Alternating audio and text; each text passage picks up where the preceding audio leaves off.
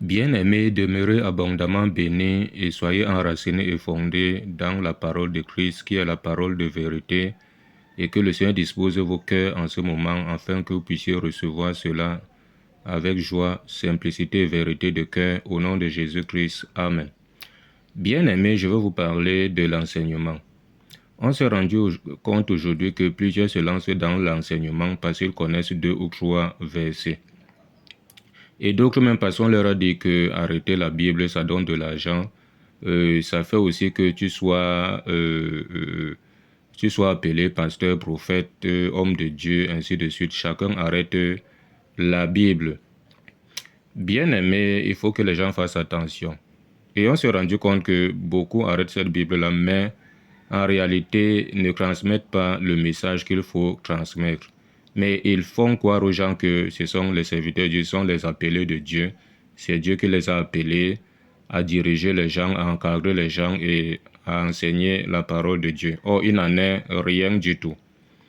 Bien aimé, c'est pour cela que Jean 3, verset 34. Écoutons ce que Jean dit. On va prendre la partie verset 33 au verset 34. Il dit: celui qui a reçu son témoignage a certifié que Dieu est vrai. Car celui que Dieu a envoyé dit les paroles de Dieu, parce que Dieu ne lui donne pas l'esprit avec mesure. Bien aimé, celui que Dieu envoie dit les paroles de Dieu. Donc dit ce qui est écrit selon la vérité. Parce que Jean 1, verset 17 dit que Moïse a donné la loi, Jésus-Christ est venu avec la grâce et la vérité. Et la grâce, c'est par elle que nous sommes sauvés, comme Éphésiens 2, 8, Éphésiens chapitre 2, verset 8 le dit. C'est par la grâce que vous êtes sauvés par le moyen de la foi. Cela ne vient pas de vous, c'est un don de Dieu.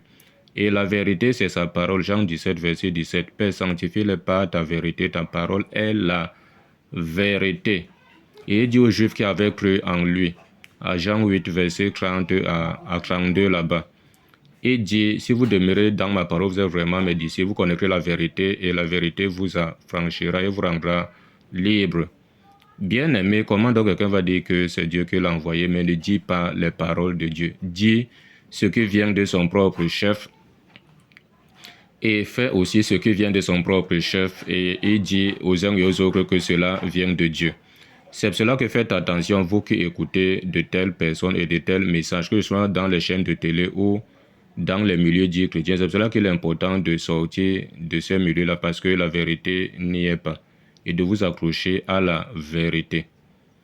Bien aimé, Jacques 3, verset 1. Jacques, chapitre 3, verset 1, nous dit: mes frères, qu'il n'y ait pas parmi vous un grand nombre de personnes qui se mettent à enseigner, car vous savez que nous serons jugés plus sévèrement. Bien aimé, évitez d'enseigner, et quand bien il faut enseigner ce qui est selon la vérité, selon la saine doctrine. Sinon, c'est un jugement qu'on s'attire soi-même, sur nous-mêmes. Voilà. Donc, faisons attention avec l'enseignement. Comment quelqu'un que lui-même il est en train d'enseigner la fausse doctrine, il s'écarte de l'évangile de Christ et il dit que lui, il est en train de servir Dieu, il est en train il est un serviteur Dieu, il est en enseignant la parole de Dieu. Et pourtant, lui-même, il est un anathème, il est un maudit. Parce qu'il n'est pas en train d'enseigner l'évangile selon la saine doctrine, selon la doctrine de Christ, selon l'évangile de Christ, selon le fondement apostolique. Voici ce que Galates 1, verset 6 à 9 dit ici. Galates 1, verset 6 à 9, il dit: je m'étonne que vous détournez si promptement de celui qui vous a appelé par la grâce de Christ pour passer à un autre évangile. Pour passer à un autre évangile. Non pas qu'il y ait un autre évangile, mais il y a des gens qui vous troublent et qui veulent renverser l'évangile de Christ. Et beaucoup troublent les autres aujourd'hui en renversant l'évangile de Christ. On n'enseigne pas ce que Christ a commencé à enseigner. Il a laissé la continuité aux apôtres par le Saint-Esprit qui devait descendre sur eux le jour de la Pentecôte et le conduire dans toute la vérité.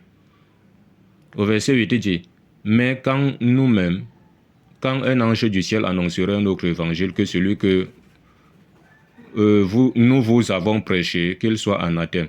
Il dit: nous l'avons dit précédemment, je le répète à cette heure, si quelqu'un vous annonce un autre évangile que celui que vous avez reçu, qu'il soit anathème.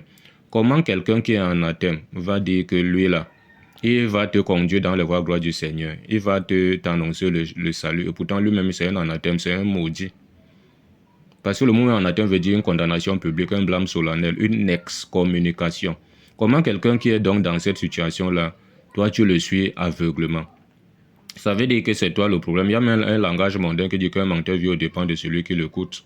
Ça veut dire que si tu arrêtes de le suivre, arrête de l'écouter, arrête d'être d'accord avec ce qu'il fait, soit il va arrêter, soit il va chercher un autre métier. Donc c'est vous qui donnez même la main d'association à ces gens-là. C'est pour cela que restez dans la parole de vérité. C'est ça qui donne le salut, c'est ça qui vous connecte avec Jésus. Et c'est ça qui fait de vous les fils et des filles de lumière. C'est pour cela que même Paul dit à Timothée, à 2 Timothée 2, verset 22, il dit « Fuis les passions de la jeunesse, recherche la justice, la paix, la foi, l'amour avec ceux qui invoquent le Seigneur d'un cœur pur. » Donc c'est important d'être avec ceux qui invoquent le Seigneur d'un cœur pur, ceux qui vous transmettent le véritable message, ceux qui vous transmettent le salut, la vérité, la saine doctrine, et qui vivent aussi cela. Quelqu'un dit que Dieu l'a envoyé, il enseigne la vérité, c'est Dieu qui l'a mandaté pour annoncer l'évangile, pour enseigner la parole de Dieu. Mais non seulement il enseigne la fausse doctrine, de sur quoi il pratique aussi la fausse doctrine. On vend l'eau, on vend le sel, on vend les huiles, on vend les paumes, on vend les cadenas, on vend les livres, on vend tout se vend. L'évangile, on finit, on prend les dîmes, on prend les offrandes. Dans le milieu dans lequel les gens percevaient, les femmes prient les têtes non voilées, il y a les femmes pasteurs, il y a les temples avec des noms et autres. Est-ce que ici à la lumière de la parole, Dieu avez vu ça? Ouf! Mais vous les suivez aveuglement. Donc on leur dit même de cotiser l'argent pour construire l'église. Oh, l'église c'est toi, c'est moi. La maison de Dieu c'est toi, c'est moi. Le temple de Dieu c'est toi, c'est moi. Et si on veut construire quelque chose, si on veut cotiser l'argent, on aide les hommes et non un temple. Parce que Dieu n'a rien à foutre avec un temple. Il n'est pas dans des temples faits de main d'hommes. Comme dit acte 17 là-bas, verset 24. Que Dieu n'habite pas dans des temples faits de main d'hommes. Donc, lisez acte 17, verset 24. Dieu n'habite pas dans des temples faits de main d'hommes. Ok, dans la paix, au nom de Jésus, Amen.